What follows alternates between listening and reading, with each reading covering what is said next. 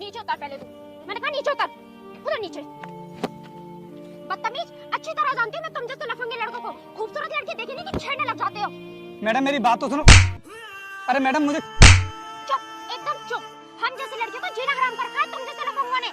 Madam बहुत अच्छा सबक सिखाया है तुमने इस रिक्शे वाले को। अगर हमारे देश की हर लड़की इसी तरह जवाब देती रही तो आधा क्राइम तो वैसे ही खत्म हो जाएगा। लेकिन भाई साहब मैं तो कुछ किया ही नहीं है। मैडम बिना मतलब मुझे पीटे जा रही हैं। झूठ बोलता है, अभी थोड़ी देर पहले बदतमीजी कर रहा था रिक्शे में मेरे साथ। सुनो मैडम, पुलिस के हवाले कर दो इसे, तब पता चलेगा इसे। नहीं मैडम ऐसा मत करना, मेरा सारा धंधा चौपट हो जाएगा। तुम सही कह रहे हो, मैं अभी पुलिस को कॉल करती हूँ। मैडम नहीं।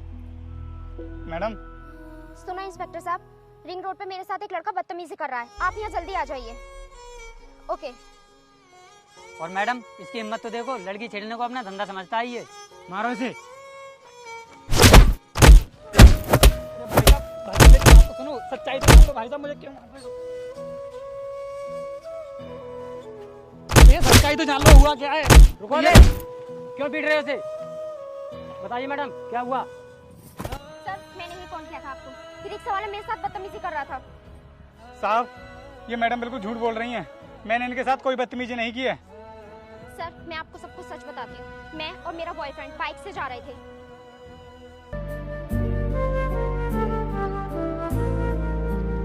सुनो यार, मैं इस स्कूटी की सर्विस कराने जा रहा हूँ और अभी थोड़ी देर में वापस आ जाऊंगा। तुम एक काम करो, इस रिक्शा से निकल जाओ और मुझे पार्क में मिल जाना। ठीक है, पर जल्दी आना।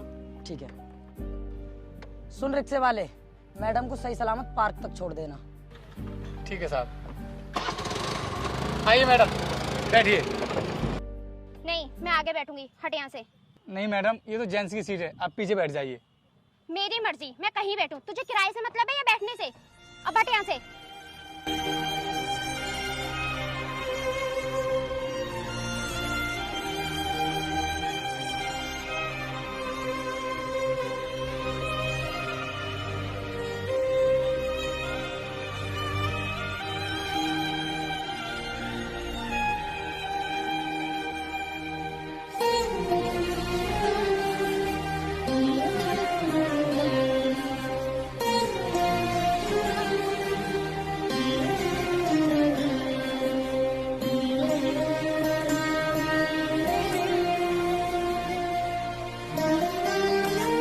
सर सड़क में गड्ढा आ गया और मैं मैडम से थोड़ा सा टच हो गया, बस इसी वजह से ये लोग मुझे मारने लगे। सर सड़क में गड्ढे का तो बहाना है इसका, ये जानबूझकर मेरे ऊपर गिरा था। मैडम आप ही बताइए क्या करूँ मैं इसके साथ? मैं इसके ऊपर केस करूंगी, लॉकअप में ले जाके डाल दो इसे। नहीं मैम साहब ऐसा मत कीजिए, मेरी पूरी जिंदगी बर्बाद हो जाएगी। प्लीज प्लीज साहब मुझे छोड़ दो। और तू जो मेरे साथ कर रहा था उसका क्या? अगर मैं टाइम पे आवाज नहीं उठाती तो तू मेरी पूरी जिंदगी बर्बाद कर देता। सर इन मैडम की बहादुरी देखकर बहुत खुशी हुई मुझे। अगर हमें अपनी बहन बेटियों को इन जैसे लफंगों से बचाना है तो खुद ही आवाज उठानी पड़ेगी उन्हें। बहुत अच्छा किया मैडम आपने। चल बे तू मेरे साथ बैठ और तुम लोग इस रिक्शे को थाने पहुंचा देना।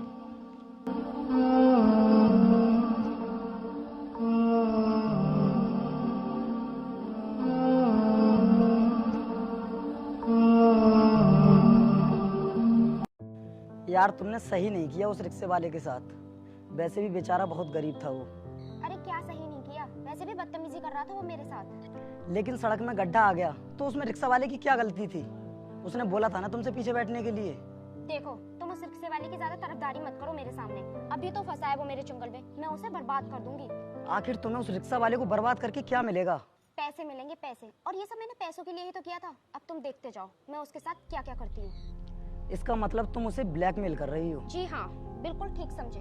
यार ये सब गलत है। मैं लड़का होकर भी ये सब समझ रहा हूँ और तुम लड़की होकर भी ये नहीं समझ पा रही। कुछ गलत नहीं है, मुझे बस अमीर बनना है, अमीर, समझे तुम? लेकिन तुमने अमीर बनने के लिए ना बहुत गलत रास्ता चुना है। तो सही रास्ता तुम बता दो, तुम दे दो मुझे पैसे। और बिजनेस करने के लिए ना बहुत पैसा चाहिए। ये सब जो तुम कर रही हो ना, एक दिन बहुत पछताओगी, याद रखना। हाँ ठीक है, मुझे ज्यादा ज्ञान देने की जरूरत नहीं है। आओ अब चलते हैं।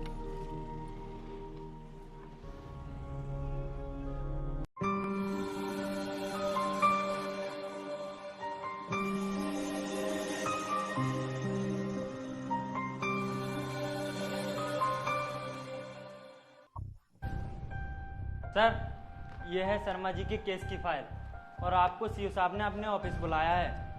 तुम चलो मैं अभी आता हूँ। पहले इस मजनू की खातिरदारी तो कर दूं।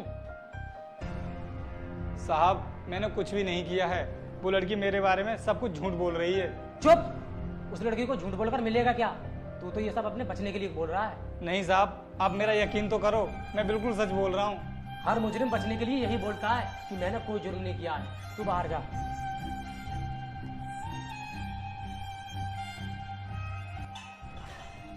इधर आ। मुझे 2 लाख रुपए दे दे, मैं तेरा केस यहीं के यहीं रफा दफा कर दूंगा और उस लड़की को चरासी भी बनने लगेगी। लेकिन साहब मेरे पास तो इतने पैसे ही नहीं हैं। अगर मैं अपना रिक्शा भी बेच दूं तब भी इतने पैसे इकट्ठे नहीं कर पाऊंगा। मुझे लगता है बिल्कुल कंगाली है तू, तेरा कुछ नहीं होगा, तू जिंदगी भर जेल में ही सड़ेगा।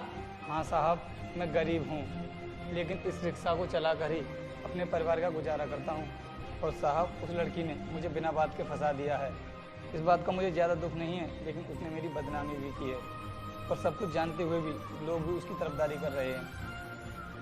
तेरा कुछ नहीं होगा।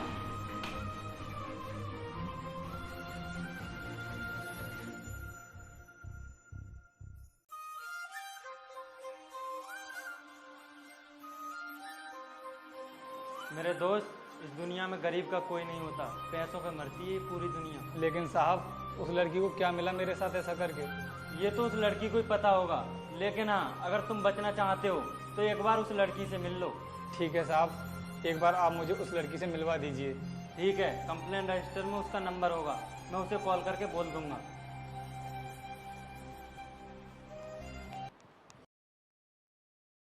देखा तुमने उस रिक्शे वाले की हरकत के बाद अब मैं जहाँ से भी निकलती हूँ लोग मेरी इज्जत करने लगे हैं। किसी गरीब की खुशियों में आग लगाकर तुम्हें गर्व होता है, मुझे नहीं।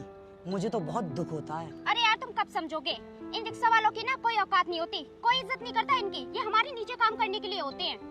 तुम अपने आप को एक बार उस रिक्शे वाले की जगह पर रख कर देखो और सोचो, ये सब तुम्हारे साथ हुआ होता तो तुम पर क्या बीती थी। मुझे तो लगता है तुम भी पागल हो गए हो। अगर वो गरीब बर्बाद हो भी जाएगा तो कौन सी आफत आ जाएगी? कम से कम हमारी लाइफ तो सेट हो जाएगी। ठीक है, तुम्हें जो भी अच्छा लगे वो करो, मैं कुछ नहीं बोलूंगा। भले ही तुम अपने आप को ज्यादा होशियार मानते हो, पर तुम्हारे अंदर ना जरा सी भी बुद्धि नहीं है। अब जैसा मैं कहती हूँ वैसा करो और देखते जाओ हम कितनी जल्दी अमीर हो जाएंगे। तुम्हारी ये अमीर बनने की चाहत न जाने कितनों की जिंदगी बर्बाद करेगी। तुम केवल अपने बारे में सोचो, दुनिया के बारे में मत सोचो। दुनिया में तो न जाने कितने लोग मरते हैं, कितने जीते हैं। हाँ सर, क्या अभी आना है? ठीक है सर, मैं आती हूँ। ओके। क्या हुआ? किसका फोन था? आखिर वो दिन आ ही गया जिसका मुझे इंतजार था। कौन सा दिन?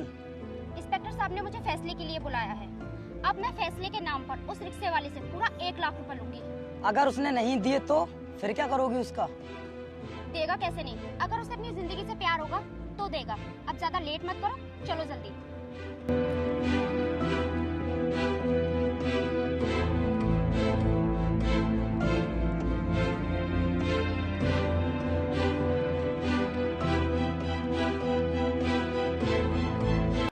साहब मुझे छोड़ दीजिए, मेरे घर वाले बहुत परेशान हो रहे होंगे। 3 दिन से आपने मुझे यहीं पर रखा है और वैसे भी मेरे पास कोई फ़ोन नहीं है जिससे मैं उन्हें सूचना दे सकूं। देख, उस लड़की ने छेड़छाड़ का आरोप लगाकर तुझे अंदर कराया है। जब तक तेरी कोई जमानत करवाने नहीं आता तू इसी लॉकअप में रहेगा। साहब जमानत करवाने कौन आएगा मेरी, जब मेरे घर वालों को ही पता नहीं है। एक बार आप मेरे घर वालों को सूचना तो दे दीजिए। चुपचाप उस कोने में जाकर बैठ जा। उस लड़की को बुला लिया है मैंने, समझौता कर लेना।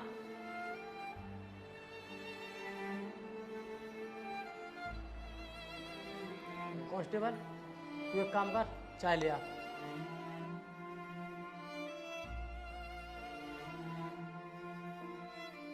नमस्ते साहब।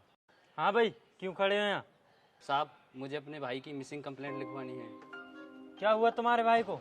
सर वो 3 दिन से गायब हैं, हमने उन्हें हर जगह ढूंढ लिया। क्या करते हैं तुम्हारे भाई? साहब वो रिक्शा चलाते हैं। क्या यही है तुम्हारे भाई? पहचानो। हाँ साहब यही है मेरे बड़े भाई। इन्हें क्या हुआ? कुछ नहीं, अब तुम घर जाओ, वो शाम तक आ जाएंगे। लेकिन साहब मेरे भाई हैं कहाँ? मुझे एक बार मिलवा तो दीजिए। मैंने बोला ना तुम घर जाओ, वो शाम तक आ जाएंगे।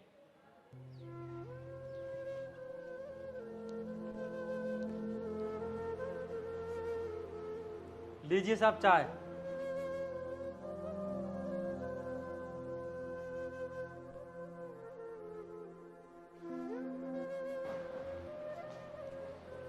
जी सर, बताइए क्यों बुलाया मुझे?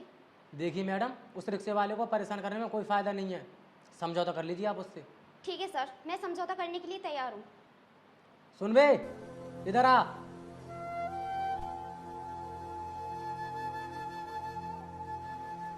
जी साहब। देख, मैडम तुझसे कुछ बात करना चाहती हैं, जा साइड में जाकर बात कर ले।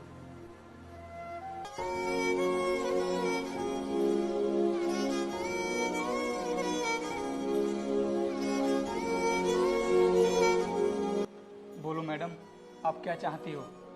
कैसे पीछे छोड़ोगी मेरा? ए मिस्टर, ये इल्जाम किस पे लगा रहा है? तुझे मैंने नहीं फंसाया, तो खुद अपनी गलती से फंसा है। देखिए मैडम, मैंने ऐसी कोई गलती नहीं की है। पता नहीं आपने मुझे क्यों फंसा दिया। तेरे बचने का सिर्फ एक ही रास्ता है, मैं अपना केस वापस ले लूंगी, बस तू मुझे 1 लाख रुपए दे दे। क्या 1 लाख रुपए? अब मैं अच्छी तरह समझ गया, ये सब तुमने पैसों के लिए किया है ना?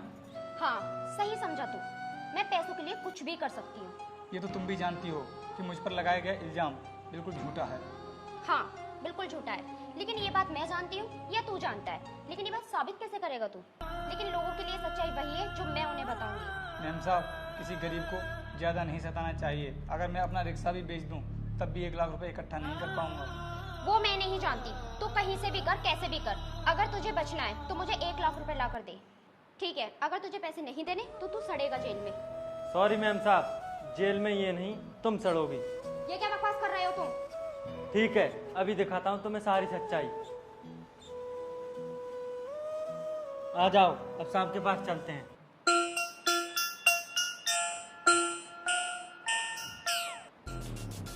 ये देखिए सर, इस मोबाइल में पूरा वीडियो रिकॉर्ड है। ये रिक्शा वाला बेगुनाह है, इसकी कोई गलती नहीं है। सारी गलती इस लड़की की है। अच्छा मैडम, तो ये है आपकी करतूत? एक गरीब रिक्शा वाले को लूटना चाहती हो तुम? साहब, आपका बहुत बहुत धन्यवाद जो आपने मुझे बचा लिया, लेकिन मुझे तो पता ही नहीं था कि आपने वहाँ पर मोबाइल कब रख दिया। मुझे तुम्हारी बातों से ही पता चल गया था कि तुम बेगुनाह हो, इसीलिए मैंने मोबाइल वहाँ पर छुपा दिया था। एक गरीब रिक्शा वाले को नाजायज फंसाने के जुर्म में मैं तुम्हें गिरफ्तार करता हूँ। धारा 420 के तहत अंदर जाएगी तू। नहीं नहीं सर, ऐसा मत कीजिए, मैं अपना केस वापस लेती हूँ। अब कुछ नहीं हो सकता, बात बहुत आगे तक बढ़ चुकी है और सबूत भी मिल गया है। बस बन गई अमीर, हो गए सपने पूरे। मैंने तुमसे पहले ही बोला था कि जिस रास्ते पर जा रही हो वो गलत है। अब इसकी सजा भी काटो तुम। रिक्शा वाले, तू बाहर जा। हाँ भाई, तू भी बाहर जा। कांस्टेबल, डाल दो उसे जेल में। चलिए मैडम।